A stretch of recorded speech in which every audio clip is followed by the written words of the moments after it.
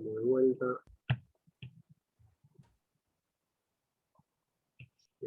Vamos a compartir. Les decía lo que decían los romanos, no los griegos, un machete en la cabeza.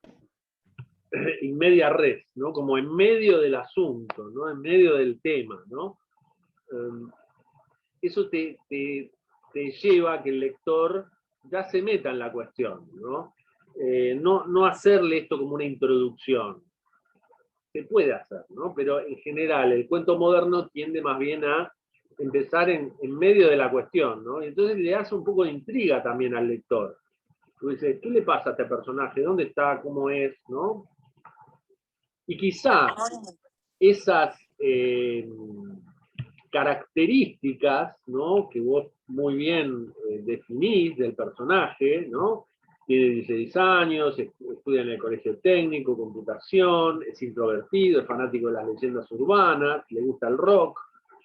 Todas esas cosas, quizá elementos que van a ir describiéndolo, quizá ponerlos a lo largo del cuento, ¿no? Relacionándolo con una situación, o mostrándole, ¿no? Mostrándole, bueno, escuchando rock, o escuchando una canción, o leyendo algo de las leyendas urbanas, ¿no? O sea, Algo con... diluirlo en el texto, básicamente, en el relato. Claro, yo lo había puesto al principio porque como son cosas que yo los tomo de punto para que se entiendan después ciertas acciones Sin duda. Ok, está bien, o sea, Es irlo información dilatando. importante. Sin duda que es información importante y por algo vos lo destacás, porque entonces vos, como lector, entendés al personaje. El tema es que, en general, uno como narrador es más útil para el lector que se las represente en medio de las acciones o que se las vaya filtrando de a poco, ¿no? Porque también es esto, que le das un poquito de intriga al personaje, ¿no? ¿Cómo es introvertido? Y por ahí le podés mostrar en un diálogo con otros o en una situación con otros, ¿no? Y no necesariamente decirlo, ¿no? Es esto que hablamos de la diferencia entre decir y representar siempre, ¿no? Tratar de representar lo más posible las situaciones, las escenas, ¿no? Que muestren cómo son los personajes, cuáles son sus motivaciones, pero no cantárselas de antemano al lector, ¿no? Sino que él las vaya construyendo, porque hay algo del lector que le gusta, que es trabajar, ¿no? En eso nosotros tenemos que ser confiados, en que el lector le gusta más, en general, construir él el sentido de los personajes y de la historia, que se lo den cocinado, ¿no?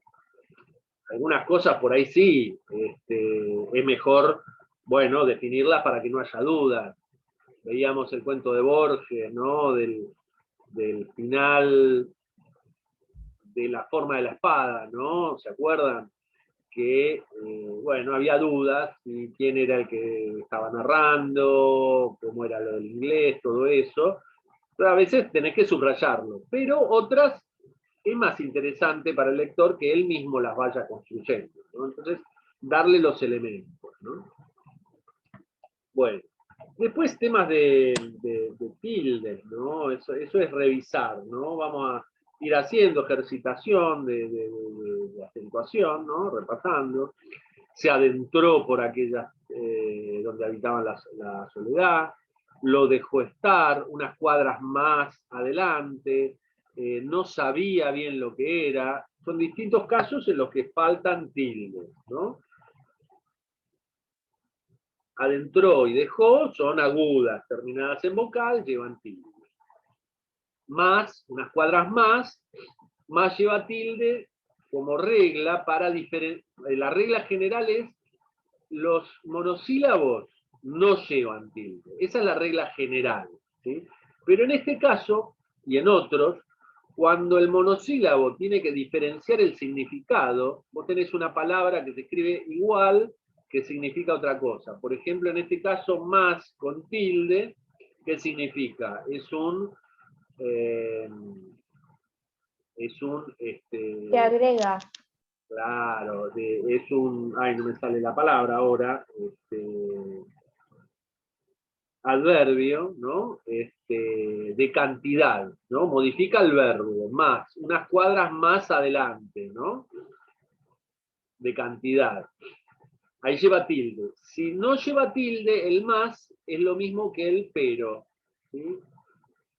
Íbamos para ese lado, más decidimos volver, ¿no? Pero decidimos volver. Es una forma antigua de usar el pero, ¿no? Te pasa lo mismo con el sí y el sí, el te y el te, el mi y el mi, ¿no? Cuando es pronombre, cuando es modificador, ¿no? El te cuando es la bebida va con tilde y si no va sin tilde, ¿no? Entonces, los monosílabos solo llevan tilde cuando se quieren diferenciar por su significado. Y sabía bien lo que era. Ahí lo que no hay, o lo que no se produce, es el diptongo, ¿no? El diptongo es la unión de una vocal débil con una vocal fuerte, ¿no?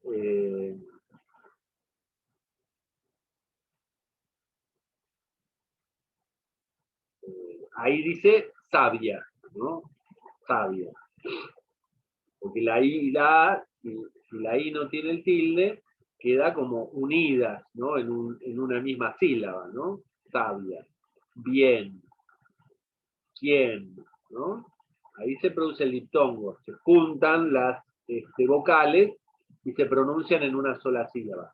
En este caso no. ¿Y qué hacemos para marcar que no se produce el diptongo? Es le metemos un tilde a la I. Entonces la convertimos en vocal fuerte, ¿no? Y entonces se divide. Sa, bi, a. ¿No? Cuando ponemos el tilde en la vocal débil, la I, la U, marcamos que no se produce esto. Bueno.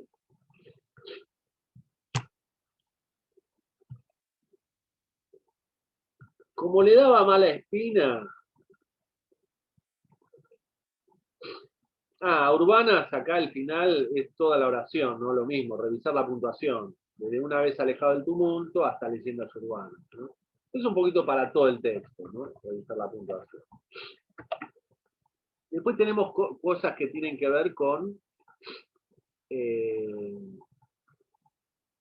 la sintaxis. Como le daba mala espina revisar en él, está hablando de el maletín. Una vez a su lado entendió la forma y comprendió que era un maletín lo que tenía delante suyo. Como le daba mala espina revisar en él, pero también le daba vergüenza ir hasta la comisaría para entregarlo, no tuvo mejor idea que llevárselo hasta acá. Creo que se puede modificar poniendo, como le daba mala espina, revisarlo, ¿no? Revisarlo al maletín, ¿no? Eso es lo más sintético, me parece. Más que revisar en el maletín, es como revisarlo. ¿Sí?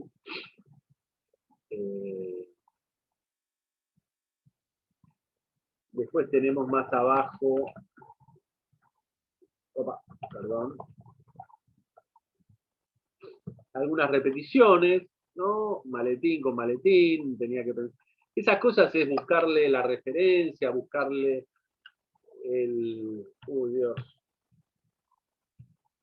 buscarle el sinónimo, ¿sí? Tildes, yo te propongo que hagas ejercicios de algunos ejercicios y revisar, ¿no? El tema de los acentos, lo que hacía que le fuese imposible, pensar qué hacer con el maletín, ahí el que lleva tilde porque es enfático, pensar qué cosa hacer, ¿no? Como una pregunta, levantó, impactó, más, ¿no? Algo más importante de qué preocuparse, que también, ¿no? De qué cosa es enfático. El qué hacer y el qué preocuparse son enfáticos, llevan tilde ahí. ¿Sí?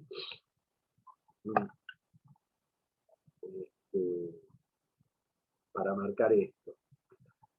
Y después algunas cositas de, pero enseguida se dio cuenta que las baldosas, ahí es preposición, Las baldosas grises de la calle ahora eran maderas enceradas, por lo que advirtió de esto. ¿Qué es lo que falta se dio cuenta que las baldosas grises de la calle? Hay una preposición que falta. A ver quién nos está haciendo un comentario en el chat. Jazmín, ¿de qué? Muy bien, Jazmín. Uso del de qué, el dequeísmo.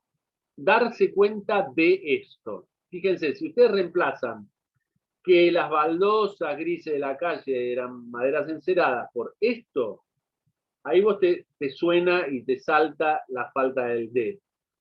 Enseguida se dio cuenta esto. Enseguida se dio cuenta de esto, ¿no? Se dio cuenta de qué, de que las baldosas eran maderas enceradas, ¿no? A veces uno lo pone de más y a veces lo pone de menos. Depende del tipo de verbo, ¿no? Darse cuenta siempre lleva el de. Son acciones reflexivas, ¿no? Se vuelven sobre sí mismas. Darse cuenta, ¿no? De esto.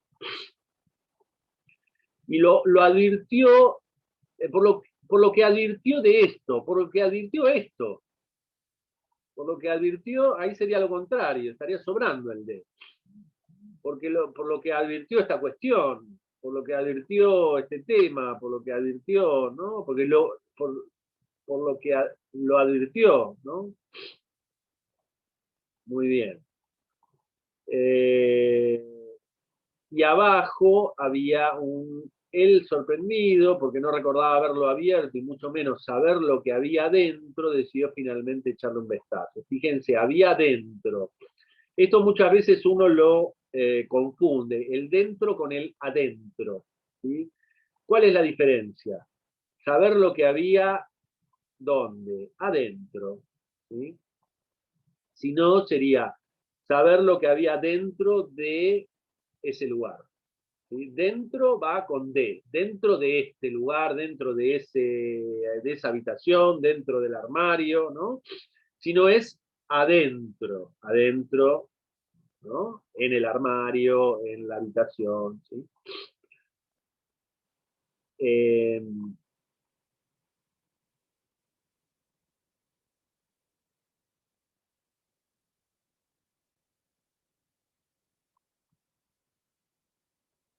Yo ahí subrayé lo de él sorprendido,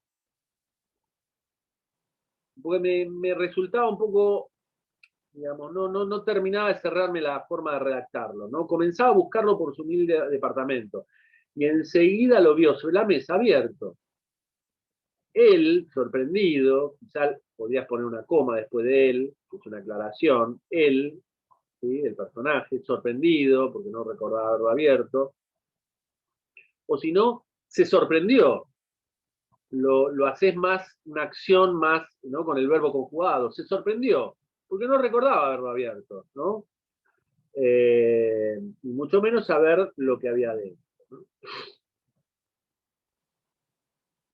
Y después falta una comita, fíjense ahí, el subrayado naranja, esto lo impactó, pero decidió culpar al cansancio. Había algo más importante de que preocuparse, ¿no? ¿Qué falta? ¿Una coma dónde? O hay dos ideas. Decidió culpar al cansancio. Después de cansancio. Claro, exacto. Una idea es, decidió culpar al cansancio, y otra idea es, había algo más importante de que preocuparse, ¿no? Están los dos verbos, entonces los separás por una coma.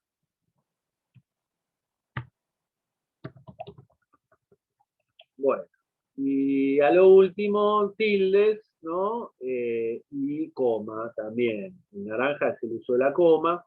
Al ver que el contenido del maletín era una suma de dinero que ni él podía dimensionar, ahí, fíjense, el contenido del maletín era una suma de dinero, ¿no? Esa sería como la frase, ¿no? Dentro de algo mayor que es al ver, ¿no? Él veía eso, ¿no? Él ve qué cosa, esto. El contenido del maletín era una suma de dinero. Ahí hay la coma, No va. ¿Por qué no va? Porque es la única regla negativa de la coma. Y esta, recuérdensela, anótensela, es entre sujeto y verbo nunca va coma. ¿Sí? Por más que vos hagas una pausa al leerlo o al decirlo, que a veces uno hace una pausa antes del verbo, el contenido del maletín era una suma de dinero. No pones la coma, porque entonces estás separando el sujeto, quien hace la acción, el contenido del maletín, del verbo. Era una suma de dinero, ¿no? Era, y el predicado, ¿no? Era una suma de dinero. Entonces, nunca entre sujeto y verbo, nunca va a coma. ¿Sí? Bueno, esa es una reglita sencilla, ¿no? Y después, fíjense, acá es revisar los tildes, ¿no? Te marqué todo porque hay muchos que faltan.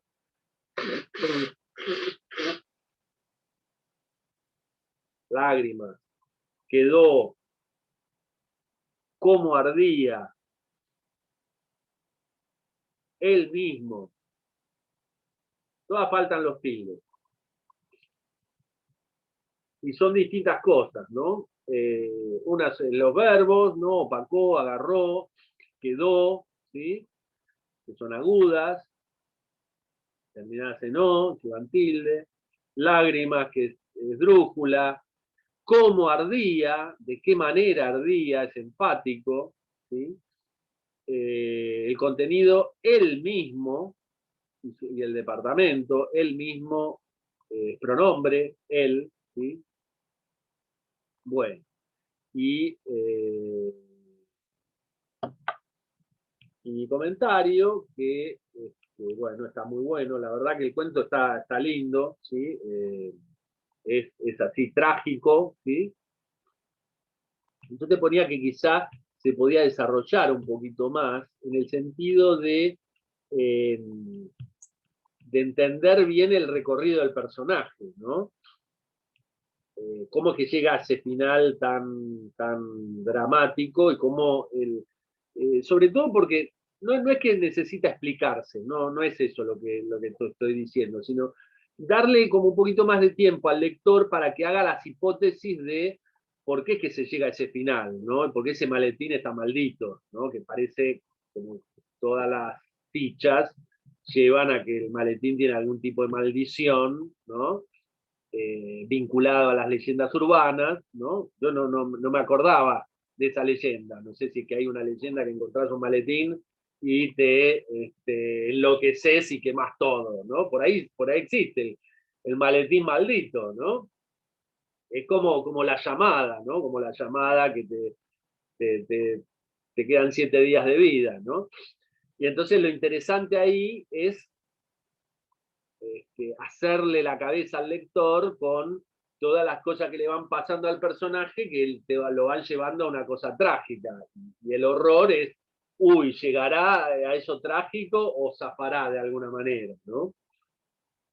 El cuento de terror y el relato de terror tiene esa estructura, ¿no? De anunciarte algo terrible y después ir viendo, ¿no? La manera en que los protagonistas llegan o no a zafar de eso terrible, ¿no? Que es un monstruo, que es un asesino serial, que es algo siniestro del otro mundo, un espíritu, una maldición, lo que sea, ¿no? Que te lleva a la muerte, que te lleva a la mutilación, que te lleva al dolor, que te lleva al sufrimiento, ¿no? Y todo eso los protagonistas siempre lo tratan de zafar de alguna manera, ¿no? A mí me gustó el cuento, me gustó el tono que le diste, ¿no? La expectativa. Por ahí se puede desarrollar un poquito más, ¿no? Y esto es para todos. Ustedes están haciendo narraciones que por ahí, una vez que las revisan y las releen, les pueden encontrar otra vuelta. Quizá ahora, no, quizá dentro de unos meses, quizá más tarde, ¿no? Siempre los textos, lo interesante que tienen es que pueden ser se pueden encontrar variantes, se pueden encontrar desarrollos y demás. En ese sentido, yo todas las cosas que les voy diciendo son para que ustedes las vayan pensando. No es que tienen que hacer las modificaciones ahora, ¿no? No, bueno, A veces algo que sirve para un texto, un comentario que sirve para un texto, me hace pensar algo que me ayuda al próximo texto, ¿no? Que resuelvo esa cuestión en el texto que voy a escribir después, ¿no? No siempre es necesario hacer esa modificación, o sirve pensarlo, bueno, ¿cómo lo haría? ¿Qué haría? ¿No? Por ahí probar una cosa, pero a veces el resultado mejor nos sale después, ¿no? En la próxima cosa que vayamos a escribir, ¿no? Tiene eso la escritura, que es como un ida y vuelta, no es matemática, no es 2 más 2 son 4, reviso acá y lo resuelvo para siempre. No, siempre, eso lo decía Saer, ¿no? Un escritor argentino, eh, Juan José Saer, ¿no? Que muchas veces la resolución de un problema es, la escritura de un texto es un nuevo problema, no es que una vez me sirve toda la experiencia que tengo como novelista, como cuentista, como cronista, como ensayista, no, siempre tengo un nuevo problema, entonces tengo que resolverlo concretamente, no es que, por eso es que no sirven las recetas. Nos sirven como indicación, como para hacernos pensar, para darnos herramientas, pero frente al nuevo desafío que tengo de escribir, siempre tengo un problema concreto, que va a ser parecido pero distinto a los anteriores, ¿no?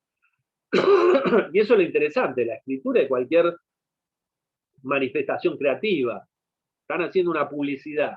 Bueno, siempre hay como una receta para hacer la publicidad, pero cuando son interesantes las publicidades y te quedan más en la memoria, son porque tienen algo particular, ¿no? Ya sea por el humor, por el juego de palabras, por el grotesco, por el ridículo, ¿sí? Bueno.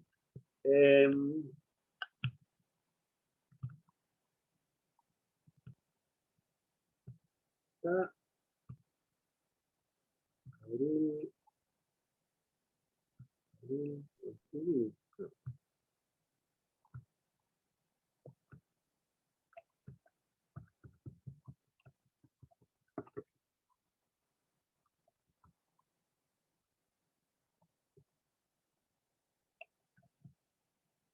Acá tenemos una constanza. Bien. Existe la versión arreglada. Muy bárbaro.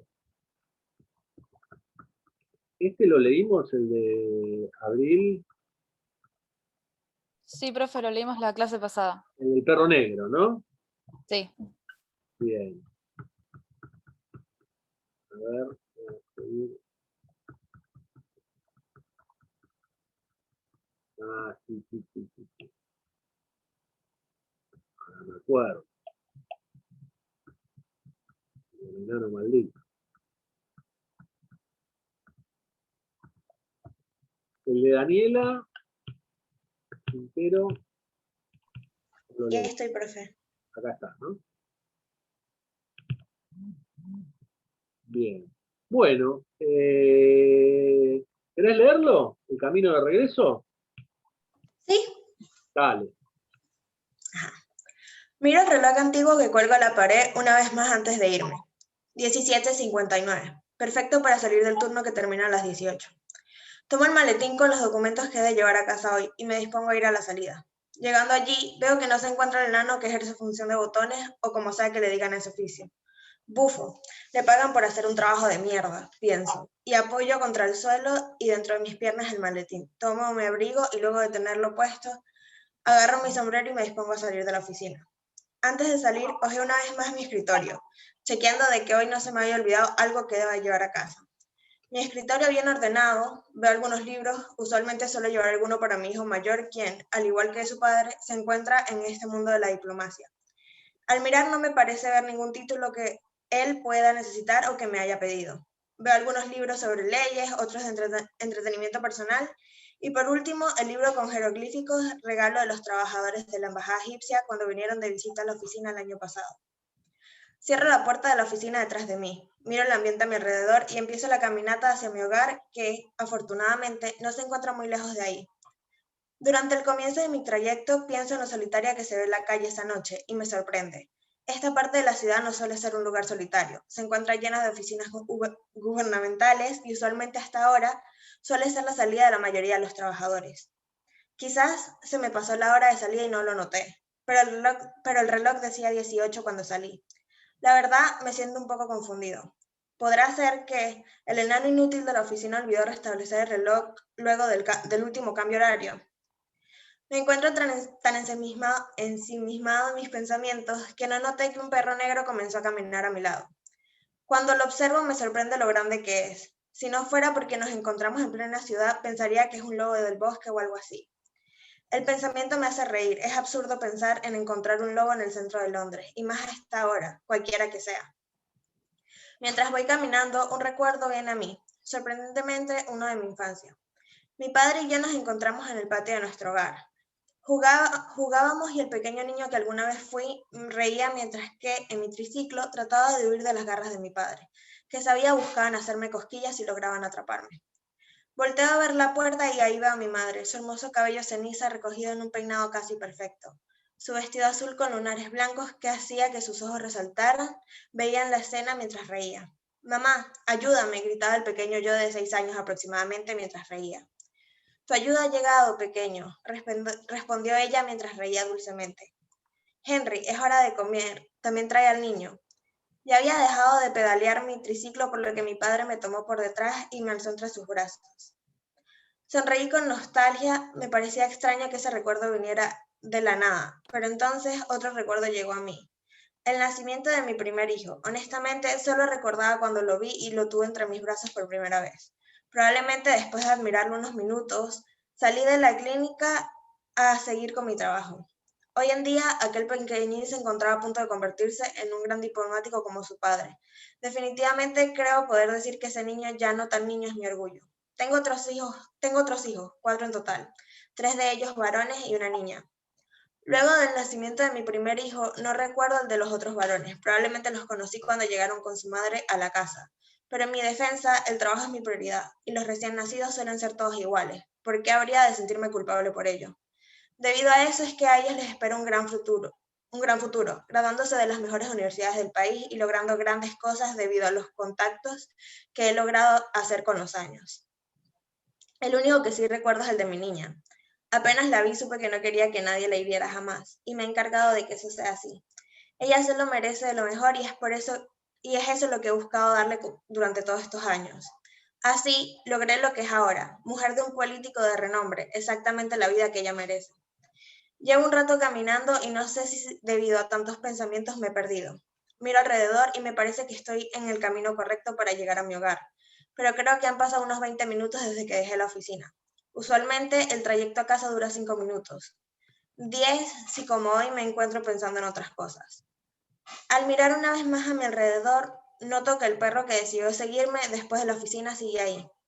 Habré olvidado tomar mi almuerzo y es el olor el que lo atrae. Alzo mi maletín para revisar de si he olvidado consumir la comida que ese día mi esposa hizo para mí. Pero antes de poder abrirlo empiezo a escuchar unos gritos ensordecedores, gritos que reflejan mi miedo. Miro a mi alrededor, gritos que reflejan miedo. Miro a mi alrededor empezando a sentirme asustado con todas las cosas extrañas que me han estado sucediendo. Los gritos empiezan a volverse más estridentes, si eso es posible, y reconozco que son de una mujer. Estarán perpetrando un robo en la esquina. Sigo buscando atentamente de dónde viene cuando la dama empieza a llorar y retumba en mis oídos como si estuviera pasando frente a mí. Es entonces cuando parece que entro en un trance y la chica de los alaridos está delante de mí.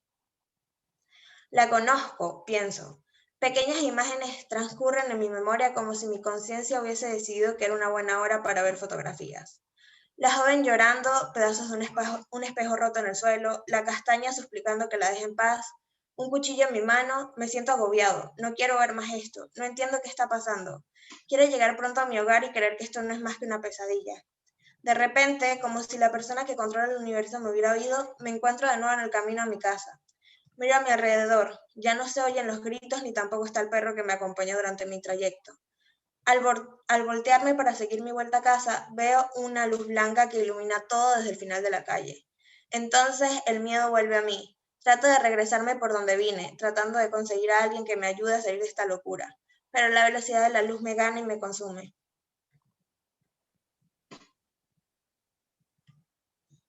Muy bien.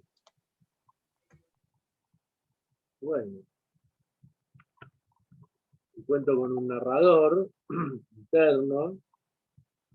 Está muy bien porque uno, el recurso de contar desde adentro de la historia, lo que hace, la mayor parte de las veces, es darle esa perspectiva al lector y meterlo con el personaje protagonista, ¿no? En este caso, en todo el camino que se hace, aparentemente un hecho sencillo, que salir de la oficina y volver a la casa, se convierte en algo muy siniestro, que termina de un modo espeluznante, ¿no? ¿Qué hipótesis tienen ustedes? Salvo la autora que lo pensó, ¿qué les parece que pasó en el cuento? El camino Enloqueció. de regreso. Para mí enloqueció. Y bueno, después al final se muere, pero no me queda muy claro qué es lo de la chica y que él después tiene un cuchillo en la mano. Eso medio que me perdió. Hay algo con esa chica, con el cuchillo, con esas escenas que son como una especie de flashback, recuerdos que se le meten. ¿Qué otra cosa pensaron?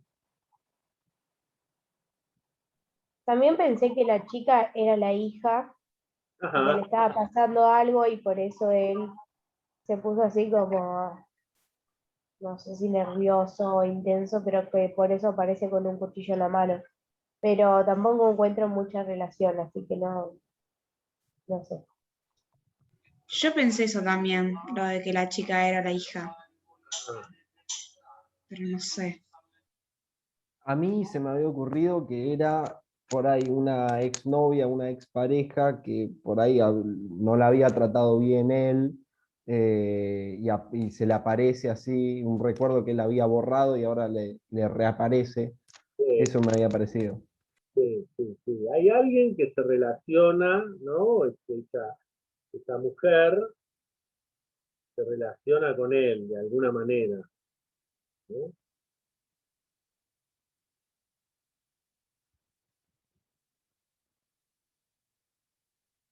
El recuerdo de la infancia, ¿no? El primer flashback.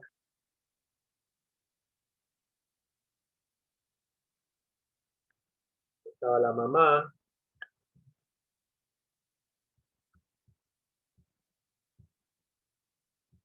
el recuerdo del primer hijo,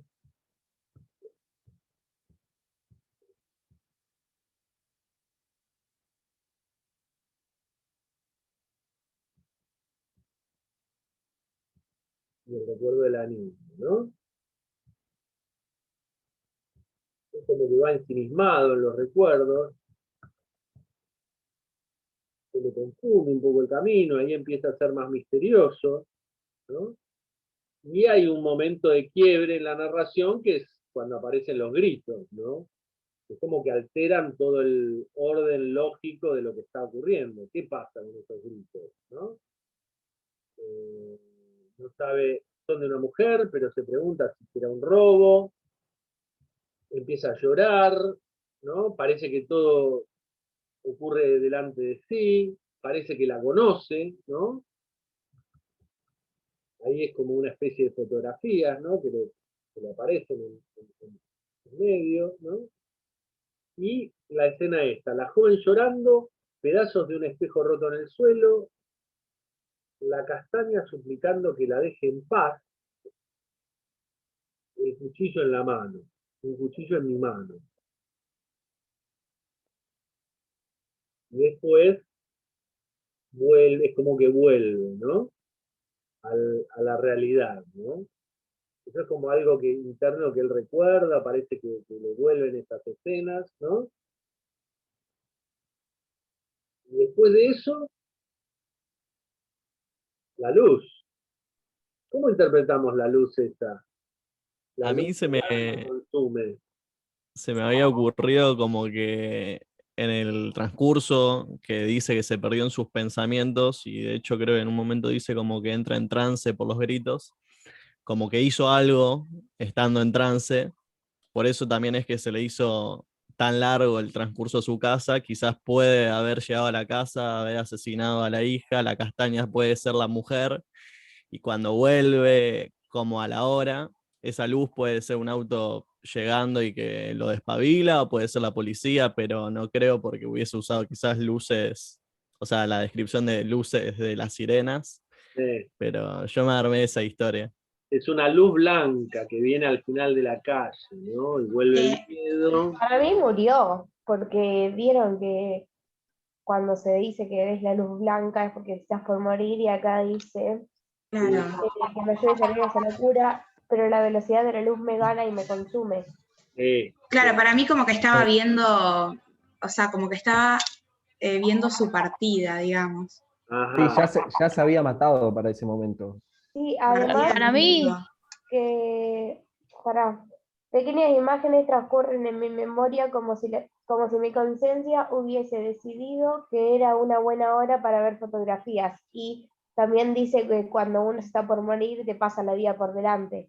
Sí, claro, para mí mientras agonizaba como que iba recordando todo lo que vivió y después al final como que se muere. Y también interpreté como que esos gritos podían ser la hija o la mujer como que estaban llorando mientras él tipo se moría. puede ser, puede ser. El cuchillo en la mano, quizá él se suicidó. Claro, por ahí él solo acabó con su vida y los gritos eran como de Oh, desesperación de la claro, podría mujer ser, y la hija. podría ser, ¿no? Quiero saber la hipótesis de la autora. Y ahora que tiramos todas estas puntas, la autora puede confesar a ver qué quiso hacer, a ver si vamos cerca o no. Más o menos. Mi idea fue que, o sea, cuando él sale de la oficina, él en realidad nunca estuvo en la oficina, sino que se está muriendo. Ajá, Y por eso no hay más gente. claro. Por eso no está el enano ni nada. Y empieza a caminar y su vida, como que, no su vida porque son recuerdos, pero empieza a pasar delante de sus ojos. Bien. Y cuando menciona a la niña es porque quería, no sé si se notó, pero quería un poco mostrar que era un personaje machista. Ajá.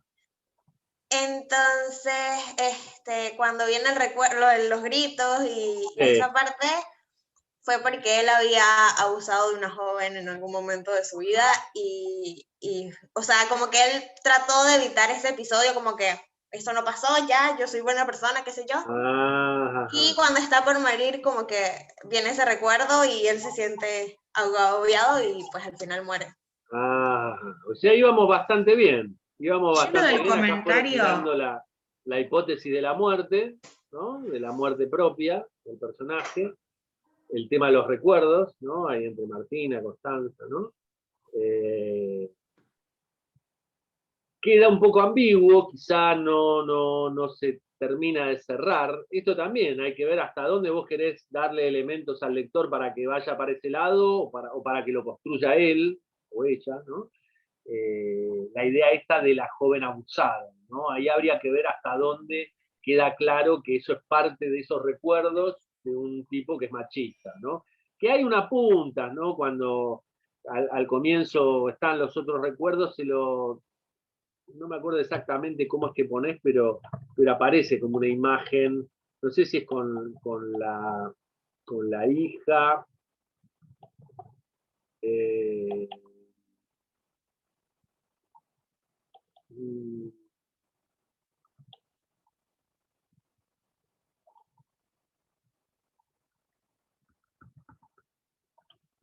Creo que refería a que la hija había logrado su merecido con esto de ser la mujer de un hombre sí, como muy bien.